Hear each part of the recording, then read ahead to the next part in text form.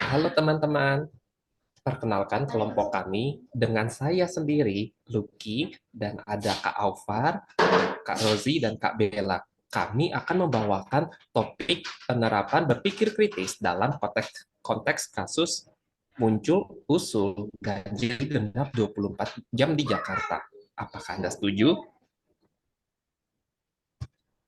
Baik, latar belakang kasus ini adalah Jakarta sebagai ibu kota Indonesia menghadapi masalah kemacetan dan polusi udara yang serius.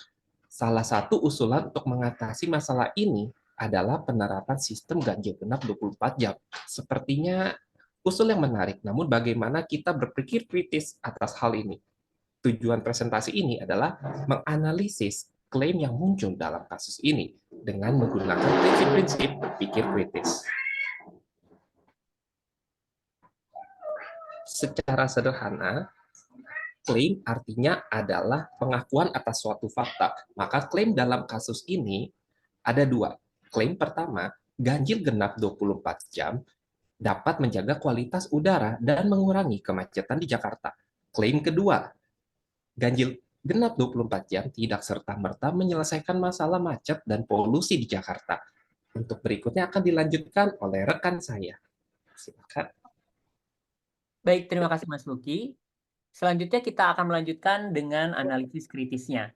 Analisis kritis adalah sebuah proses di mana mengidentifikasi, menganalisis, dan mengevaluasi suatu masalah atau situasi. Dan identifikasi adalah kegiatan di mana kita dapat menganalisis serta mengetahui sebuah permasalahan. Analisis ini adalah suatu kegiatan menganalisa untuk menentukan besar kecilnya suatu resiko dengan mempertimbangkan kemungkinan terjadinya dan besarnya akibat yang ditimbulkan. Dalam konteks ini, kami melakukan identifikasi terlebih dahulu, yaitu kasus ini berfokus pada usulan untuk menerapkan sistem ganjil genap 24 jam di Jakarta sebagai solusi untuk masalah kemacetan dan polusi udara. Analisisnya, ada dua klaim yang berlawanan mengenai efektivitas usulan ini. Klaim pertama mendukung usulan ini, sementara klaim kedua menentangnya. Evaluasinya yaitu kedua klaim perlu ditinjau lebih lanjut dengan mempertimbangkan data dan bukti yang relevan, seperti statistik kemacetan dan polusi udara di Jakarta. Selanjutnya tentang argumen dan counter-argumen. Argumen sendiri merupakan pernyataan atau serangkaian pernyataan yang disajikan untuk meyakinkan orang lain bahwa sesuatu itu benar atau salah. Sedangkan counter-argumen adalah argumen yang dibuat untuk menentang atau membantah argumen lain. Ini melibatkan pengakuan terhadap sudut pandang yang berlawanan dengan argumen tersebut, serta kemudian menegaskan kembali argumen kita sebagai solusi yang paling logis. Dalam konteks ini, argumen kami yaitu ganjil genap 24 jam dapat mengurangi jumlah kendaraan di jalan, yang pada gilirannya dapat mengurangi kemacetan dan polusi udara. Sedangkan counter argumennya adalah ganjil genap 24 jam mungkin tidak efektif jika disertai dengan peningkatan infrastruktur, transportasi publik, dan penegakan hukum yang ketat. Selanjutnya silahkan Saudara Alfat. Terima kasih, Kak Rosi. Kita masuk ke pola deduktif. Apa sih pola deduktif itu? Pola deduktif adalah metode penalaran yang dimulai dari pernyataan umum dan juga bergerak menuju kesimpulan khusus.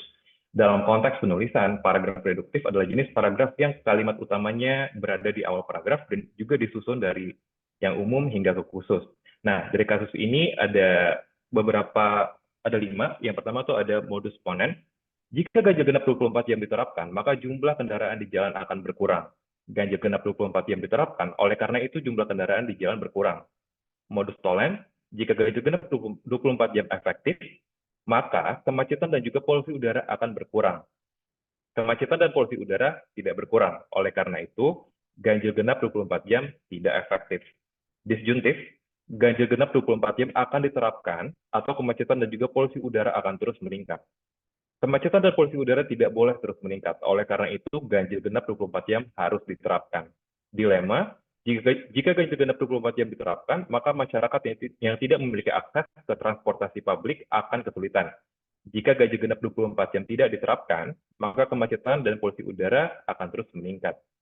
Kita masuk ke hipotesis, jika infrastruktur transportasi publik ditingkatkan, maka ganjil genap 24 jam akan lebih efektif. Kita masuk ke argumen induktif. Argumen induktif adalah jenis penalaran yang dimulai dari pernyataan khusus atau observasi dan bergerak menuju kesimpulan umum. Ini berlawanan dengan pola deduktif. Ada 2 contoh dari kasus ini. Yang contoh pertama, dalam banyak kasus, Di berbagai kota di dunia, penerapan sistem ganjil genap telah berhasil mengurangi kemacetan. Contoh kedua, sebagian besar polusi udara di Jakarta disebabkan oleh emisi kendaraan. Oleh karena itu, mengurangi jumlah kendaraan di jalan dengan sistem ganjil genap dapat membantu mengurangi polusi udara. Selanjutnya dilanjutkan oleh Mbak Bella.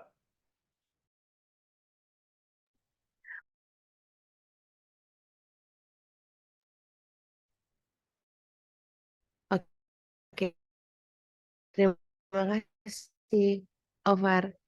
Untuk selanjutnya generalization atau mengasumsikan bahwa ganjil genap 24 jam akan berhasil di Jakarta hanya karena telah berhasil di beberapa kota lain.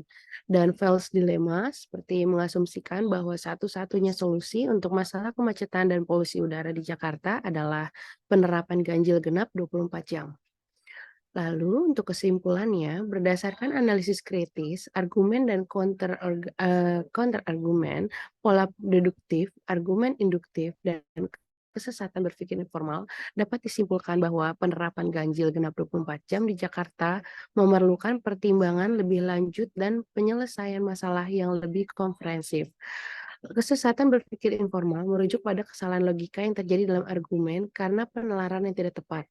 Biasanya berakar pada asumsi atau generalisasi yang salah.